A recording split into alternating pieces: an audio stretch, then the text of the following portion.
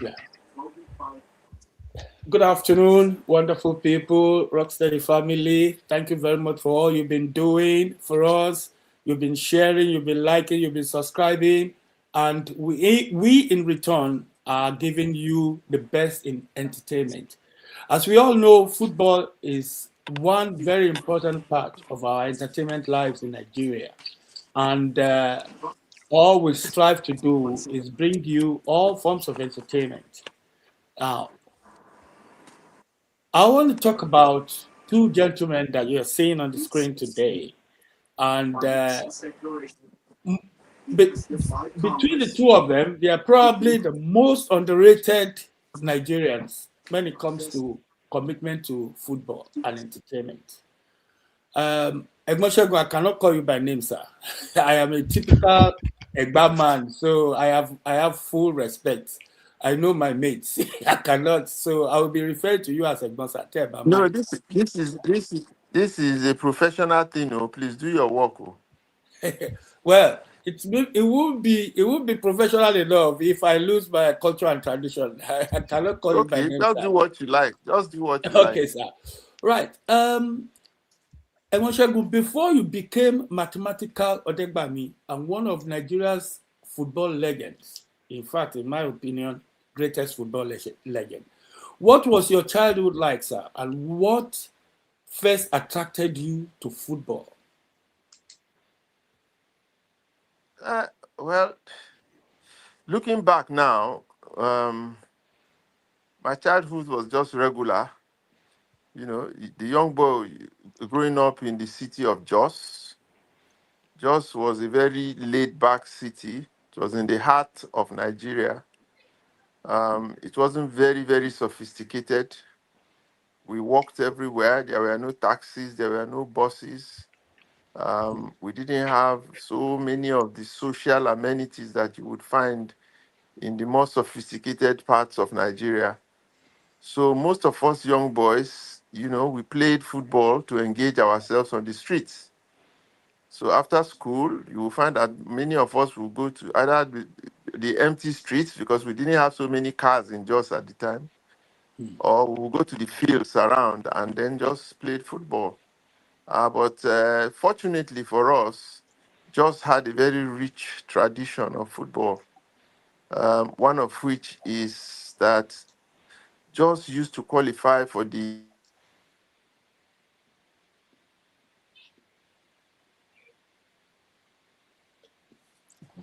Well, sorry about the interruption. I'm sure I will be back in a minute. Continue, sir. Okay. Sorry, Edmo, if you cannot hear me, sir, just log out and log back in again. So we will get you with the sound. Just log out and log back in again, sir. In the meantime, I will continue to ask questions of Wale. Uh, Wale, so Yeah. Edmo, please log out and log back in, sir.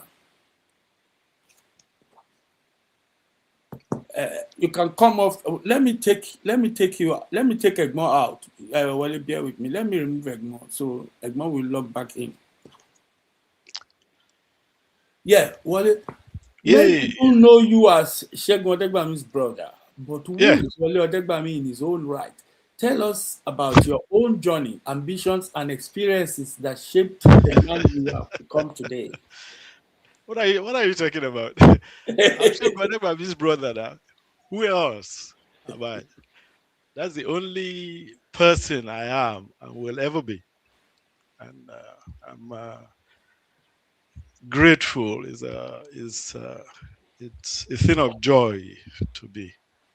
So uh, well, I'm glad we cleared that up.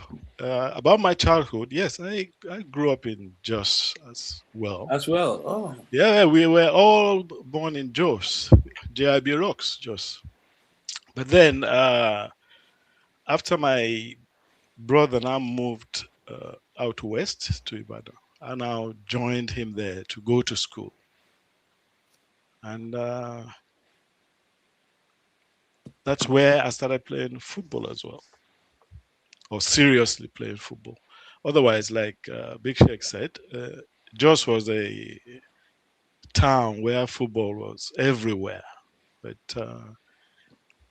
I actually accidentally started playing football. I was an accidental football player. My first real sport was table tennis.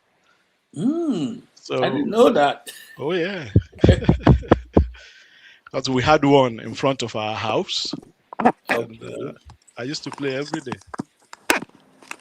Yeah, Big Seg. Yeah, I is back. Welcome back, sir. Sorry, it was just a network problem, sir. Yeah, like you were saying, sir, you were talking about No, your childhood and football and stuff like that. Do you want yeah, to add yeah. to that, or shall I just move to the next question? No, you could. Well, we grew up in Jos, as I said, and Jos used to be very well known for its football. We had some of the top players in the country who were coming to Jos, even though it was a small town.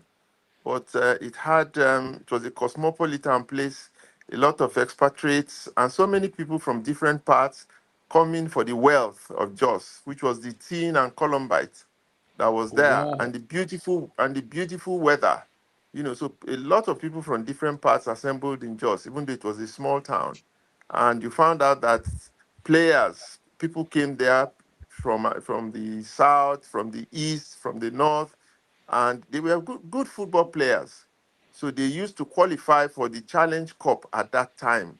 Every year you would listen to them on radio, you would hear their names, and we knew them around town. So, we had stars in Jos. So that Yeah. actually promoted football at the very lowest level on the streets, in the fields, and so on. So we just gravitated to it. Coming back from school, you would just join them and you would play football because that was more or less one of the very few sports around town. The other sports were rugby, which was played by the whites who came to mine in Jos, and of course there was Okay. horse racing. Those were the other sports that you would find in Jos. But generally, it was football. Most of the children played football, and yeah, so that's how I got into it. Just playing out of because it was there and there was nothing else to do. And it was not as if I took it seriously, but somehow I was a bit good in it. And then the crisis of 1966 happened um, when all the Igbos were sent away, and my school was a predominantly Igbo school. And we restarted the school again in 66 with about 17 of us. So Wow. all of us were in the football team, whether you could play or not. So for the next 5 years, we were the school team with a few others who joined us. So I believe that shaped, my own football a little bit better, and I could play. But never at that time did I think I was going to end up a footballer like this, or taking it seriously or anything like that. I was just playing and enjoying it. That was it. Thank you, sir. I remember the team, Mighty Jet of Jos. Then they were always in the cup final, like you said. I remember players like Ismail Mambo, Yakubu Mambo, Aloysius Ategu. Ismail Amabo, Tony Igwe, Peter Anieke, Bob Conlai, Oh, Wole Odegbami, oh my Christopher God! Odumezue, Hudson Duru. These were all national Eh? team players. They were all in Jos. Amusa Shitu, you see, they were Wow, all in Jos. Tunde Abeki, you know, they were all incredible, playing sir! for Incredible. Nigeria at different times. So they made football Yeah, very popular in Jos. that's true. That's true, sir. Now, becoming mathematical Segun, the nickname mathematical became bigger than the football itself. Who gave you that name, sir? And what was it about your style of play that made people describe you that way? Well, it was done by one radio commentator. I don't know precisely why he described me as mathematical. And I had opportunity to ask him, but I didn't do so before he died. So I cannot answer that question. But that was his description. He gave so many players different nicknames during the course of his commentaries on radio. And mine was mathematical. So yeah, I really don't know. Will that be, sir? Will that be Celestine Room or Ernest Okonkwo? I think No, it was Ernest. it was Ernest Okonkwo. Yeah, I He remember is the master. he gave Adoke Chief Justice. Yes. And Emmanuel Okala, tall, gangling Okala. Yeah, he gave a name to everybody. You're right about that, sir. Right. His English language control was impeccable. He could Yes, yes, speak the English language so well, and he yes. was able to describe moves and personalities, the players, and so on and so forth beautifully. It's like one of those British commentators. I don't know what they call him now, Drury or something like that. Their command of the Very, English very. language was first class, and that's why he was able to do what he did. Yeah, I was just telling my producer, who is quite young, he belongs to the Gen Z generation. I was telling him that in those days we didn't have access to live football as we have now.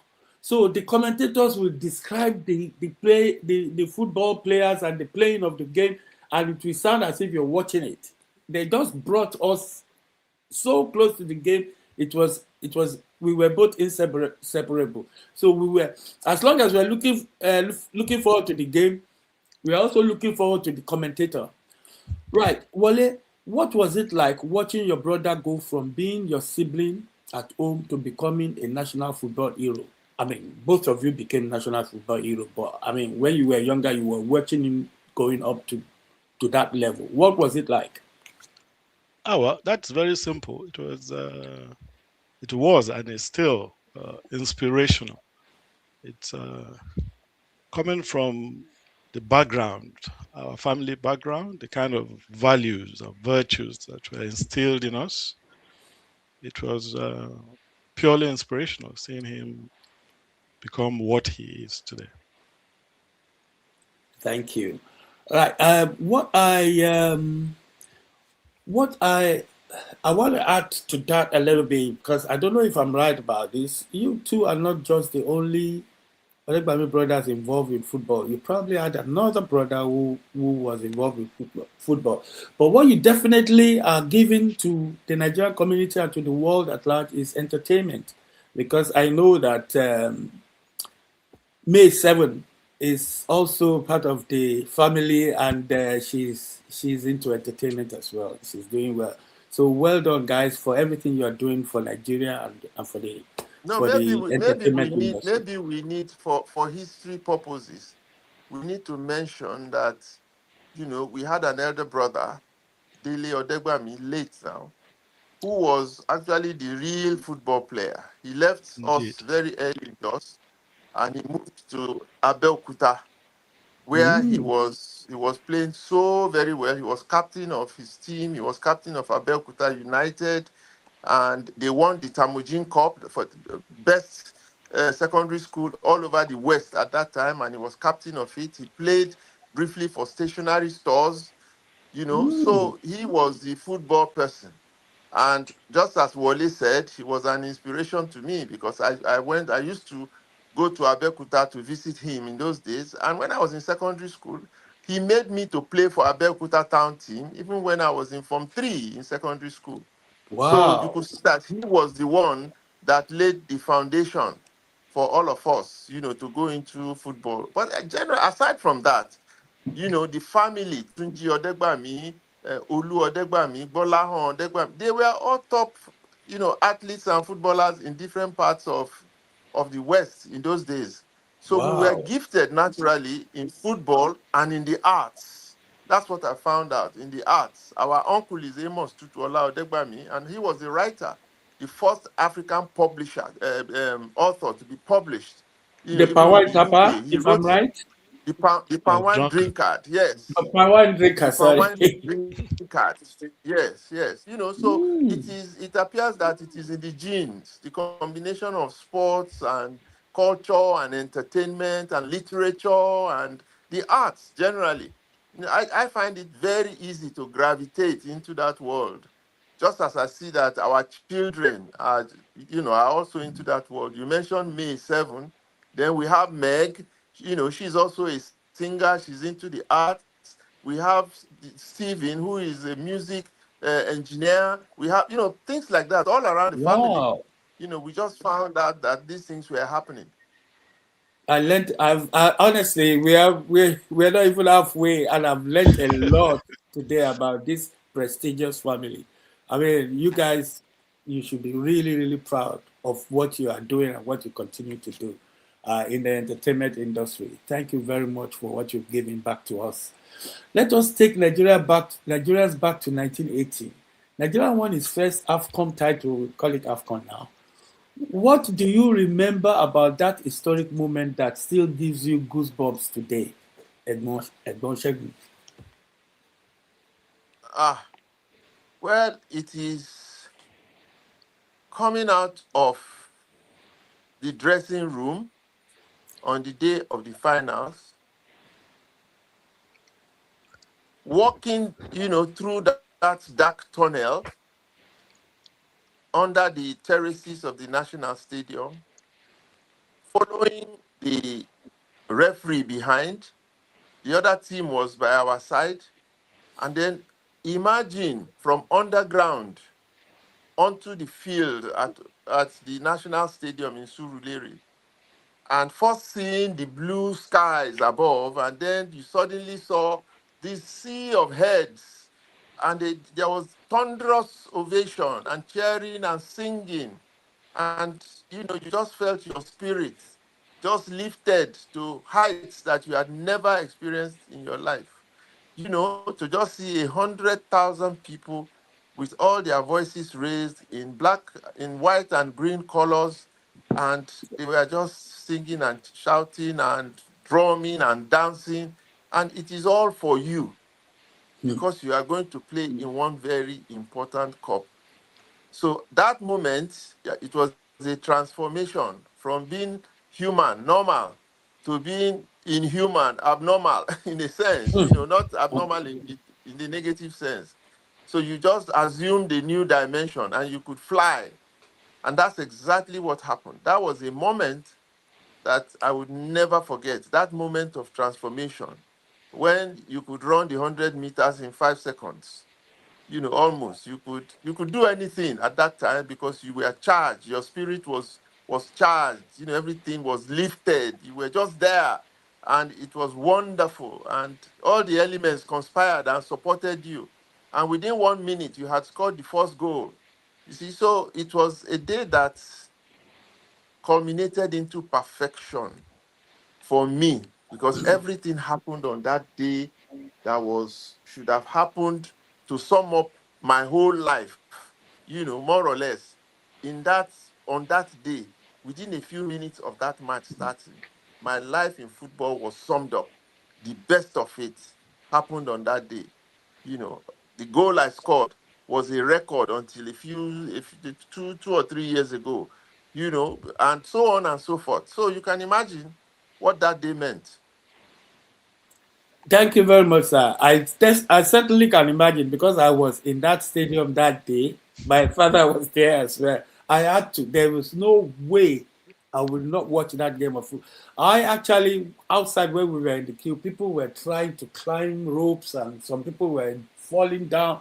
It was just, it was everybody needed to be there, but there just wasn't enough space for everyone. But I was lucky I was there, and it was one of the best days of my life. Probably still is, because the football that we played there, I mean, Chairman Chuku, incredible.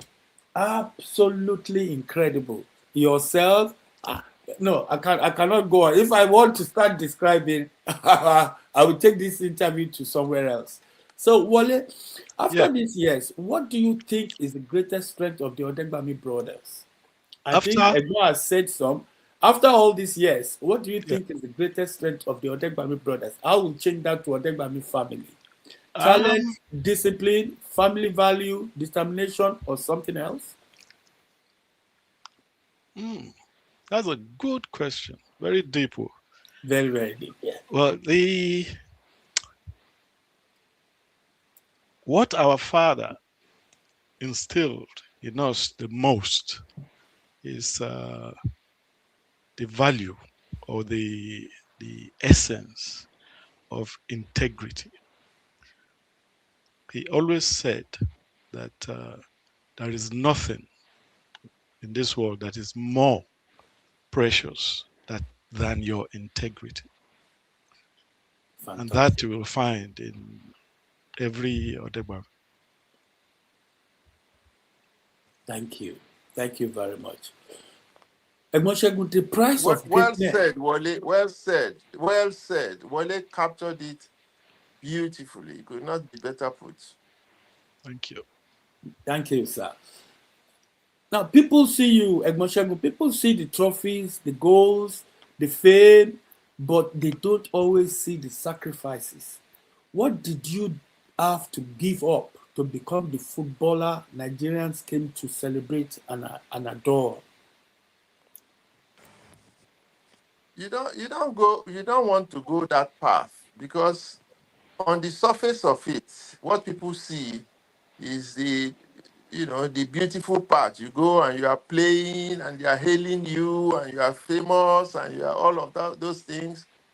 But the work that goes into becoming that which is the best you can be in sports is so difficult.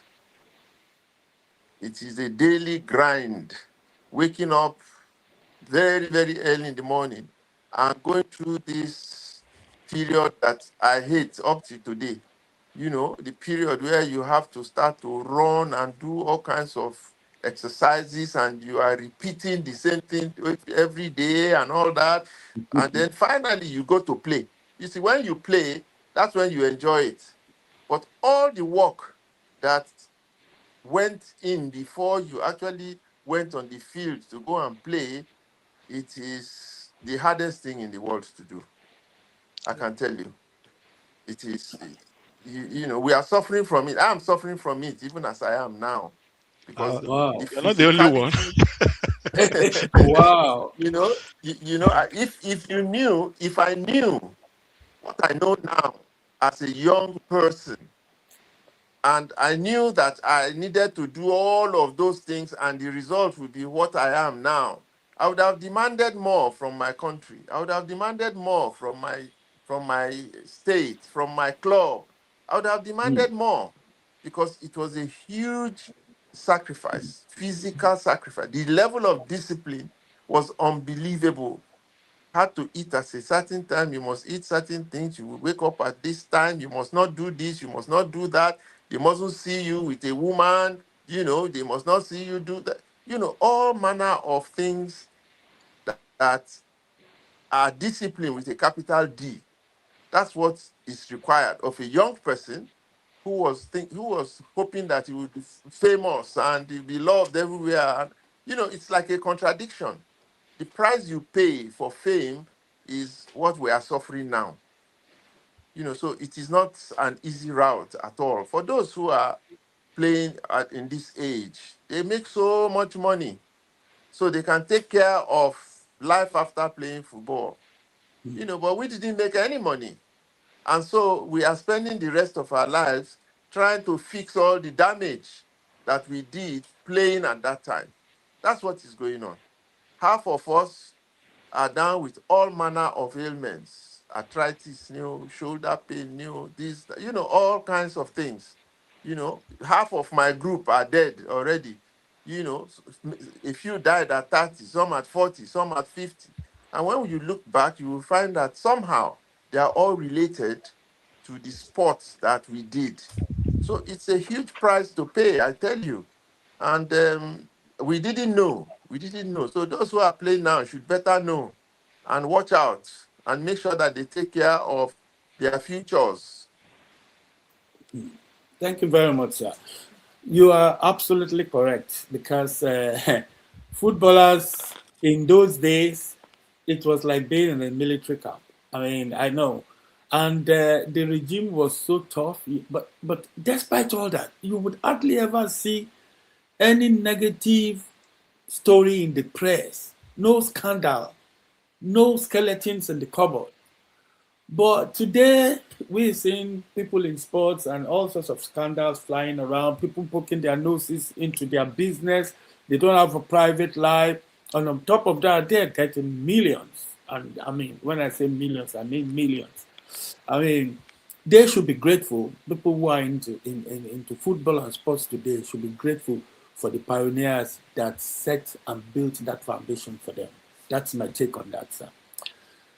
Wale, I'm Yeah, going to put you on the spot now, and you have to be honest. You have to that be honest. depends. Right? Who was a better footballer between you and Egbon?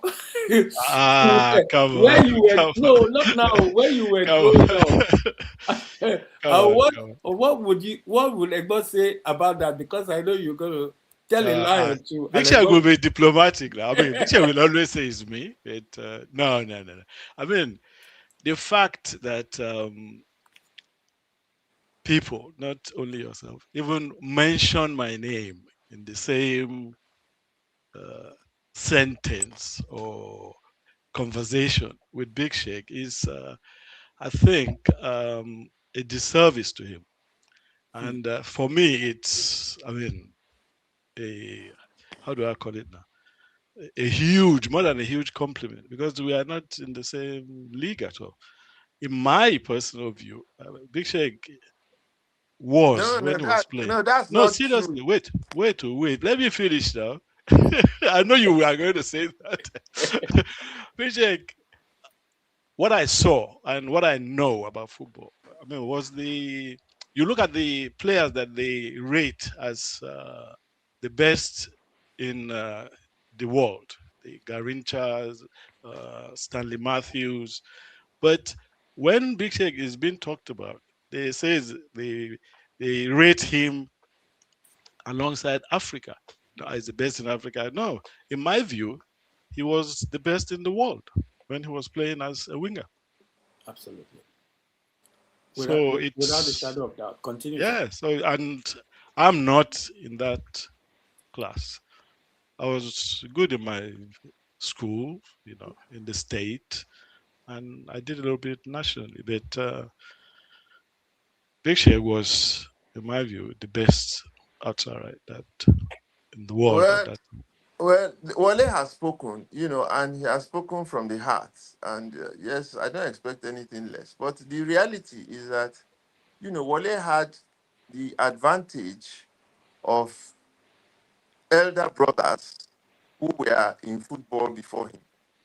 Hmm, He had the advantage of living in the same house, eating the same food, sleeping to the same room almost, and I was playing.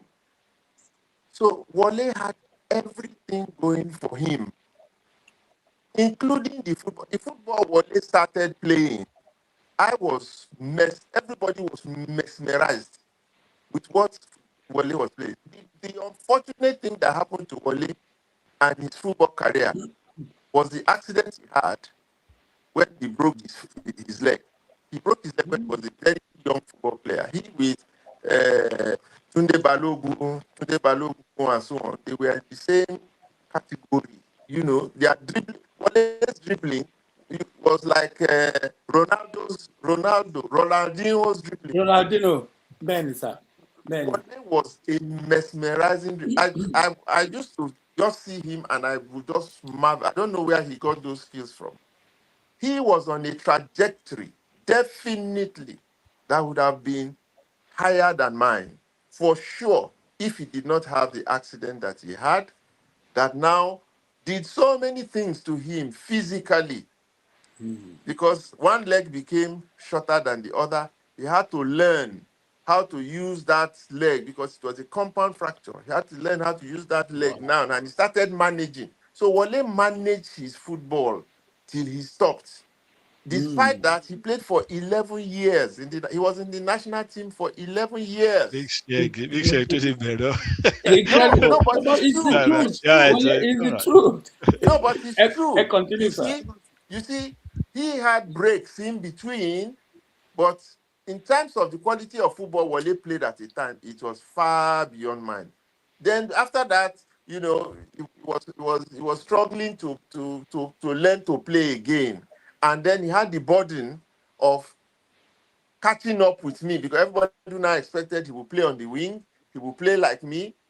That was a huge burden to carry, for God's sake. He was a Oh yeah. different person. He didn't have that speed anymore. They should have let him play differently. Let him play his own game and all that. But the pressure was too much. I don't know how the young man survived at that time, but he actually did. He actually did. And he did for so many years. And, you know, I feel so proud, you know, that he was my brother. Thank you. It is unfortunate that he broke his leg at that time because he would just have been truly, truly, truly phenomenal. He still was phenomenal because he managed. Thank you. But you know, it was not the same thing anymore. Thank you very much, sir. And I'm going to chip in a bit there. Wale, I'm going to say one or two things about you. I remember the day I first met Wale. I was in boarding school in St. Gregory's School. I was moving around, and someone told me, "Come and see this white Toyota Crown." You know, Toyota Crown was the king of the road in those days. Now, one of the with Benz, Toyota Crown with chiller in the boot and stuff like that. And I think Ebo at the top of the range, and it was white. And someone said, I just saw someone that looked like Segun Odegbami. With all due respect, but that's exactly how he said it. I said, what are you talking about? What is he doing here? Is this National Stadium? And they said, come, let's go and see. But that guy was fond of telling lies anyway, so nobody believed it. But he was agitated. He just made sure he dragged us there. And I saw that was the first time in my life, I wouldn't lie. That was the first time I'm going to see air freshener that is a football. He's hanging down the mirror, and then we came out with Wole, and then you know, and the rest is history. When Wole was in St. Gregory's College, he caused wahala talking about his football, sir. We used to play Principal Cup in those days. He was not at his best. He was not at his Can best. you imagine, sir? I will tell you the wahala that Wole caused. Mesmerizing. I think we were playing one school at we used to call it UAC Stadium. It's now the Teslim Balogun Stadium, I think it's called. In Sule, beside National Stadium, UAC then. And we were playing a school, I think it was Lagos African Church Grammar School or something like that. And or was it Zumrato? It was one of those schools, yeah. And we, St. Gregory's College, we are ajabatas. We are not. We can make mouth. When things get physical, we are lazy. So this guy got the ball and he dribbled. I'm talking of Wole. He dribbled literally half the field with pace. So I mean, like you said, sir, Ebon, you are fast, but Wole is equally fast. If not fast, he is very, very quick. And you know, in Nigeria, we call dribbling again. And then when you dribble and you come back for the people to regather themselves and you dribble them again, we call it against Sia. That is what Wole did. And some of the fans couldn't take it anymore. That's what he used to do. That's what he used to do. Yes, sir. They just came onto the field. First of all, they attacked the referee. They attacked their own players for being so useless, and then they descended on us. But we came to that field in a Toyota Coaster bus, fully air conditioned. Only the driver and maybe one or two people went back in it with shattered windows. People have thrown stones through the window. I don't know how everybody got back to school. Tarila Okoro one time came back, I think, on a motorbike. And in those days, there was no Okada. He took his jersey off, and somebody just gave him a lift. He came in just his shorts. And I had to, because I know the area, I used to live in Surulere there. I had to make my way to Ojuelegba to buy a t-shirt and remove my top. Because if they see us in white uniform, na wahala. So that was the kind of, and when we used to play something called dormitory ball, and no, but Wole, I never got to see you at this age, sir, with all due respect. But I saw, and face to face. I'm even up till now. I think I've seen you face to face once in a club, but in a function in London. But I was like close to Wole, so I saw the things that he could do is unbelievable. And yes, it's in the I think that's as a compliment. So, Edmoshegun, let's proceed. You played with some of Nigeria's most talented and greatest footballers. which teammate had the biggest personality, in your opinion? And what is one funny or unforgettable story you can share about your time together, especially in the national team? I didn't hear that question well, because maybe I just didn't understand it well. One player who was, Yeah, who had the biggest personality, and another any other player who was quite funny in camp? well, about being funny, there are so many of them, so many fun. Everybody had their own characteristics, but the player was very influential in the team, very, very influential in the team, was our captain, Christian Chuku. He influenced all of us, he influenced the team, he carried the team with his own conduct, both off and on the field. He was a gentleman on, he was a gentleman off, and he was always cool and calm. And his presence was always giving us confidence. So if we needed to be marshaled forward, he would marshal us forward through example. He would do it first, and then we would follow. He wasn't one that was loud. He didn't talk much. In the manner that he played, that he influenced all of us. So he was a great motivator with the way he performed, coolly and calmly. He's like Virgil in Liverpool now, the way Virgil plays, the way Franz Beckenbauer played in those days, In and a those few days, players like he's a that, hero. So Chuku was very, very influential. But funny, I don't remember, but there's so many people who were funny, but I don't remember anyone truly, truly outstanding that was, a comedian of that sort. No. Okay, sir. Thank you, sir. Wale, football Yeah. has obviously been a major part of your family's story. Yep. What does football personally mean to you, and how has it influenced your own life? Well, again, football kind of, defined the name, our family name. You know, if not for football, our family will not be, our family name will not be as known as it is, and because of that, it is now made it possible to know the other things that are in our family, the other great things that are in our family, like Uncle Tutuola, like our children that are now into music, So it has kind of shaped the uh, the novelty of the Odegbami name. Thank you. Right. Ladies and gentlemen, you are watching Rocksteady Time on Rocksteady TV with DJ Jossy Ladd, and we're sitting down with two remarkable brothers from one of Nigeria's most recognized football and sporting families. In fact, football, sporting, and entertainment families. With us today, we have Mr. Patrick Olusegun Odegbami, Chief, MON. doctor, Chief, with all due respect, sir, I am very, very sorry, Chief Patrick Olusegun Odegbami, doctor.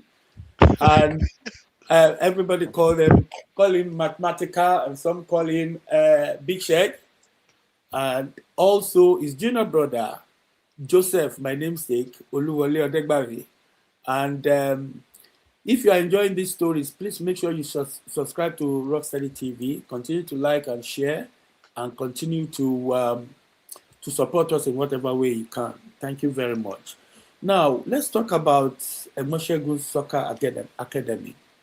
You have also dedicated part of your legacy to developing the next generation through Soccer Academy. What inspired you to establish the academy? What gap were you trying to address? And what would success look like for the young talents coming through? That is one section, sir. That is one section. Another section is what you've done to football, especially football legends of the past, is unbelievable.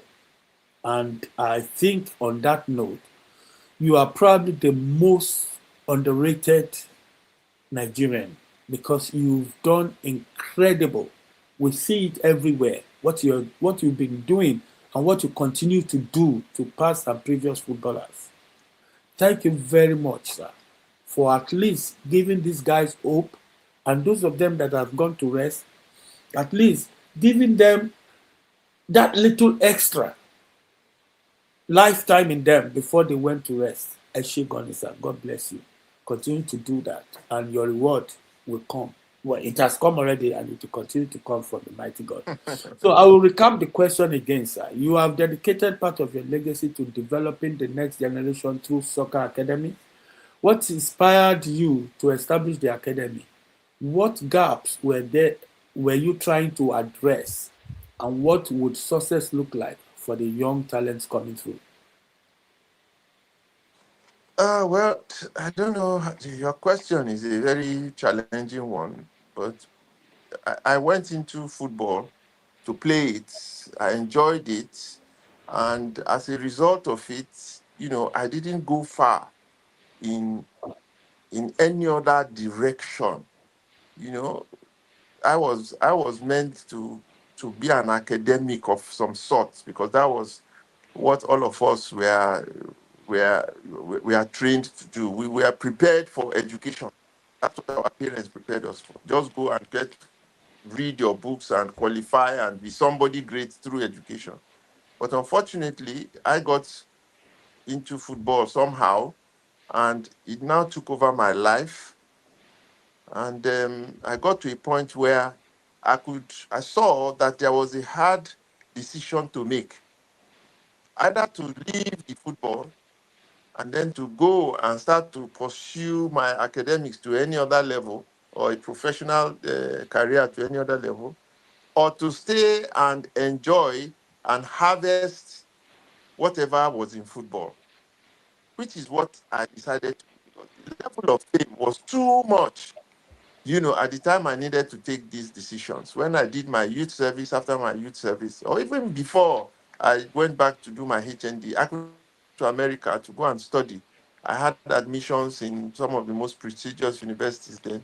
But since I didn't take that path, and I took the path of football, and there was this huge fame around it, which was alluring, which, I could not leave, and I was enjoying it. Yet it didn't have much of a future. You see, so I had to now start to be creative. In the absence of pursuing a professional career, I had to be very creative. And I saw very early that football, as in sports, is a huge planet of opportunities that are not harnessed at all. Up till now, even America is still trying to harness the optimum in sports. Sports is such a huge industry that many societies don't even understand how much it can impact and influence, their economies, their culture, so many things. The dimension of football is beyond measure. It is one activity in the world that is more than any other when you look at it. So I started to recognize this a long time ago. And everything I have done since I didn't go back to school, since I started, pursuing careers in sports, to just discover, harness, utilize, spread all the influences and the power of football, of sports generally, but football in particular. So whatever you see me do is connected to sport. I don't do anything that is not connected to sport. And then the beauty of it, as I've been doing them, is that all of them, almost every activity in life is connected to football or to sports. Almost Yes. everything, whether it is law, it is medicine, it is engineering, it is architecture, it is agriculture, it is education, it is Finance. the media, it is Yes. finance, it is medicine. There's always an angle that is sport, and it is huge. And more than that, it is untapped. You see, so it is a world of opportunity. And so what I have done with my life is that I am going to explore those opportunities. And one of them is the academic project. It is not a business. it is a non-governmental, non-profit making, non-profit sharing secondary school to promote the combination of academics and sports and more. These days with entrepreneurship and AI and all of those things that have come into the world. So we are giving young children an opportunity to explore that beautiful world of sports, beautiful, beneficial world of sports. So, and it is there for any talented young boy to go and explore that world. So it is there. It's just my legacy. It's my legacy to Nigeria. But beyond that, sport is a beautiful world. I tell you, it has everything, everything, music, dance, everything is connected to sports. And that is my message for all Nigerians. My life is an example. You see me do this, see me do that, see me do this. We are showing people examples of the things that you can do to succeed and to be great in life through sports. Thank you, sir. Thank you very much, sir. Wole, Yep. imagine you just have 1 minute in a room with a group of young Nigerian footballers who dream of becoming professionals. What are the most important things you would tell them about talent, discipline, character, education, and building successful career? Um. Oh, there's a lot of questions in that question. Yeah. So, in a minute, well, I will say to them that however talented you are, your talent can only take you thus far. What will make you great, or what will make you outstanding, will be your attitude and how you carry yourself, and above all, your integrity. Thank you. Welcome. Right. This question is for both of you, sirs. Um, Talking about Nigerian football today, and both of you having experienced Nigerian football from the inside across different generations, what is the biggest thing you believe Nigerian football must fix if we want to return to the top of African football? Like, for instance, we've got all these things going on about our players not qualifying for a host of categories of football and sporting events. A lot of our Nigerian indigenes are participating and representing other countries. And there's now this issue about setting up like a panel or committee to investigate. Now, will this not be termed by FIFA as interfering, politics interfering with sports, which is one of the things that they do not like at all? And then generally, how do we fix the problem we have now? I throw the floor open to both of you, sir. No, you can't. The question you ask is not a question that can be answered on this your program, because you are looking at the entrails of Nigerian football, the history, the past, the present, and the future. That's what you just asked now, Yes. and you should give scholars of football the opportunity to put it together. What is the problem? What is the solution? It is hard. It cannot be answered here. I promise you that. But well, we are on the right course now. Um, we have for 30 years we did well. For another 30 years we are doing very, very badly. So we are going to look at what we did well in the first 30 years, what we did badly in the second 30 years in our history in football, and see how we can marry them, domesticate them, and make sure that we come up with a new formula that would harness the abundance of talent that we have. Because what is clear is that we have an abundance, naturally gifted, endowed physically, young people that can take our football to the very top. But we don't have the same level of administrators who can take us there.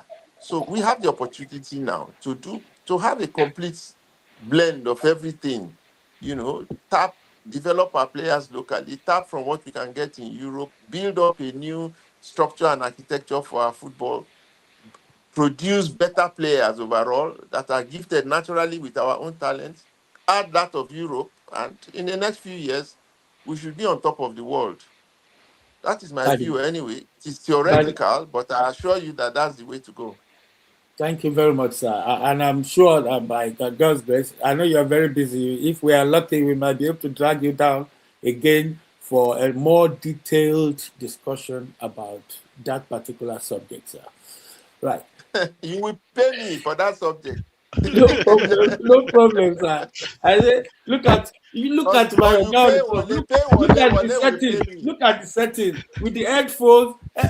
Look at my guy on the top now. He's the one that will sponsor me. Oh. Don't worry, sir. No, on a I'm serious not note, your guy. I'm a 419, original 419, Lagos boy. Well, my take on that is interesting. What Big Seg said about that the history of football, and so it's for the first time actually it is what do you call it?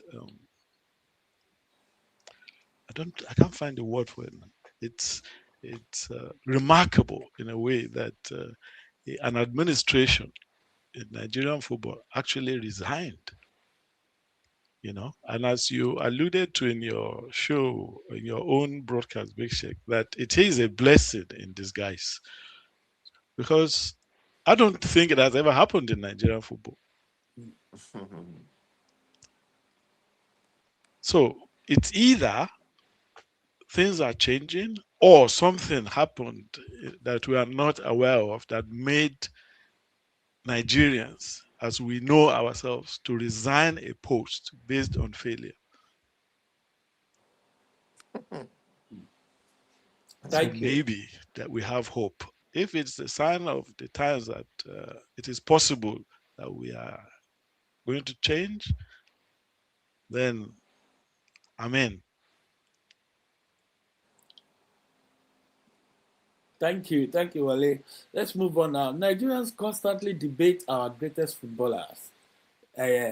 Yourself, Egbon Shege, Okocha, Kanu, Yekini, Amokachi, Wale, Tarila Okorowanta. There's so many. We are blessed with that abundant talent especially in football. Who do you personally consider Nigeria's greatest footballer, Egbon Shege, and what makes him stand out? Who are you asking? Both of you. Egbon Shege will go first, and then you go next. No, I don't have an answer for that. That's the truth. I don't have an answer because there are a few players that have been truly, truly exceptional in their football, and you can't compare them really. What are you looking at? Are you looking at their goal scoring skills? Are you looking at their dribbling skills? Are you looking at their presence, their command, on the field? Are you looking, what exactly are you looking at? We don't have one like Lionel Messi in our history. You see, in his own case, he's truly, truly outstanding like that, has everything, but I don't think we've had one. If we've had one, it was in the distant past. Somebody like Samuel Garba, Tonda Balogun, maybe, that kind of thing. But we've had truly exceptional world-class players like JJ Okocha you mentioned, like Christian Chukwu, like Emmanuel Okala when he was at the height of his career, like Mudashiru Lawal. Those Wow, were wow. truly world class players. Even Kanu Wankwo, players like that. So they they've been there. They've been there. So many great ones that qualify for that level of skills and ability and all of that in football. So that's the best way I can describe it. Yeah, we've had some truly exceptional players. Thank you very much, sir. Right. Now this is I'm going to put You both of you didn't on the ask. spot You now. asked Wole now. Let Wole tell you. Wole would have a different opinion. Oh, sorry, No. Emma. I'm trying to jump the gun. Sorry, Wale.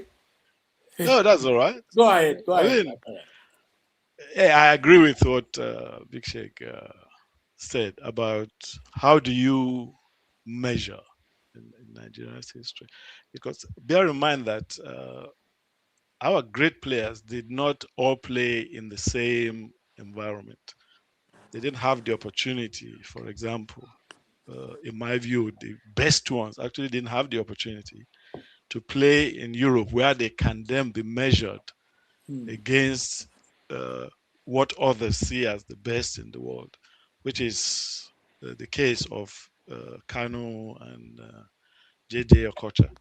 But I think Segun Odegbami ticks all the boxes, the dribbling, scoring, speed, and the understanding of the game. If he had played outside Africa, there's no doubt in my mind that he will be spoken of as one of the best in the world. It was, In and my it was, view, he is. yeah. And I mean, for me, without a shadow of doubt, and I'm I not am saying his it because brother it's now. here. I am his brother. What you I go, okay, because okay, me, if me, me, if I'm he not says your if he brother, says but anything, if he says God, anything now, we will all punish him in the family. you will give him equal. Yes, sir. Yes, sir. Yeah, but I still, I mean, we don't even know. In your days, players were being hacked down, two-footed challenges, lunging, challenges that could actually disable a footballer for life.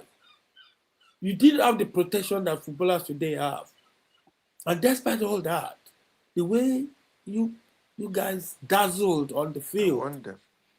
I think I watched a game, Nigeria and Sweden, and I saw Wole bringing out the dribbling skills that we've always seen him do. It's unbelievable. Right. No, not Ilo. No problem, sir. So we've just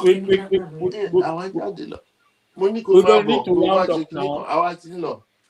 À ń Okay, jáde sir. lọ nísì. We're gonna round up now. Yeah, Wale, by 5 o'clock. it's Wá fi 3 hours wẹ̀. Yes, no. 4 I'm hours. coming. Big Seg, can you mute him? I Thanks of don't it. know Ṣé mo if máa ń I wẹ̀ bí ti can. máa I'll ń dé? see if I can. I can remove him. Yeah, Doing just that remove him, now. please. Okay. Right. Well, Wale, just I'll let you round up. It's just a final question, and it's a question I would have liked to ask when Big Seg was on. Yeah, that's all right. Okay. Who was more stubborn growing up? Who, who was more competitive? Who was the better dancer? And who would win if you both played a football match today? I mean, you have an advantage now because a boy is not here listening to it, but he will be watching it later. You have a go. Well, I think I was a lot more stubborn than Big Seg. Because yeah. But I had the advantage, as he rightly said before, of having two brothers ahead of me. So, and they kind of guided me. I had guidance. So I wasn't allowed to misbehave too much, as hard as I tried to. So, yeah, but definitely I'm a better dancer than Big Seg. Okay, we will see to that. Right. Thank you very much, ladies and gentlemen. You've been watching myself interview Mr. Wole Odegbami and Chief Segun Odegbami MON, and I am privileged to have this opportunity to interview these two wonderful legends and siblings. And they've given us football, family history, and personal stories. Nigerians, if you're watching this interview, take away just one lesson from the Odegbamis. And Wole, if Nigerians watching all this will take away just one lesson from you, what will it be? And that will be your last question. Another deep one.